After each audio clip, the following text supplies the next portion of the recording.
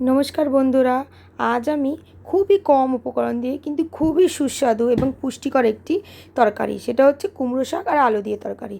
তো আমি এখানে কুমড়ো শাক আর এখানে আলু লম্বা লম্বা করে কেটে নিয়েছি, আর এখানে 4-5টা রসুন আর 4-5টা লঙ্কা কুচু কুচু করে কেটে নিয়েছি। এখানে আমি নুন আর হলুদ নিয়েছি।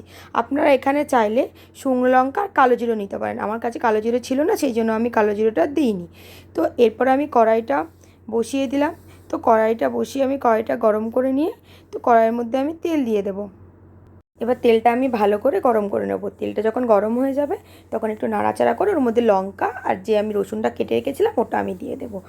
লঙ্কা রসুনটা একটু ভাজা ভাজা যখন হবে তখন এই ভাজা ভাজা অবস্থাতেই আমি এর মধ্যে আলুগুলো দিয়ে দেবো। দিয়ে আলুগুলো আমি নাড়তে থাকবো। আলুগুলো একটু আমি ভালো সময় ধরেই ভাজবো, যতক্ষণ না আলুগুলো একটু লাল লাল হয়ে যায়। এবং লাল লাল হয়ে গেলে আলুগুলো কিন্তু আস্তে আস্তে গলতেও থাকবে।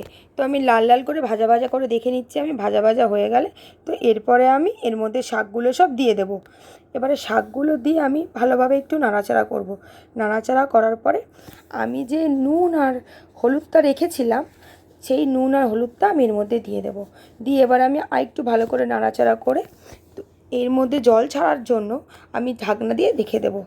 তো 5-6 মিনিট এরকম ঢাকনা দিয়ে রাখার পর আমি ঢাকনাটা খুলে দেখবো, দেখুন এখানে অনেকটা জল বেরিয়েছে।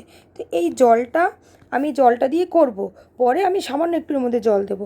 তো আমি দেখবো জলটা যতক্ষণ না শুকাচ্ছে, জলটা যতক্ষণ না শুকাচ্ছে ততক্ষণে আমি এভাবে ঢাকা দিয়ে দিয়ে তরকারিটা রান্না করব।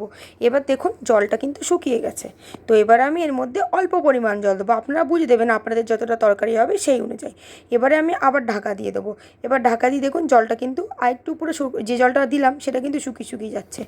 তো এবারে যখন জল পুরো শুকিয়ে শুকিয়ে মাখা মাখা হয়ে গেছে, আলুগুলোও ভালো করে গলে গেছে, তখন আমি এটা নিয়ে নামিয়ে দেবো। তো আমাদের তরকারি কিন্তু হয়ে গেল। খুবই সুস্বাদু হয় তরকারিটা, একবার করে খেয়ে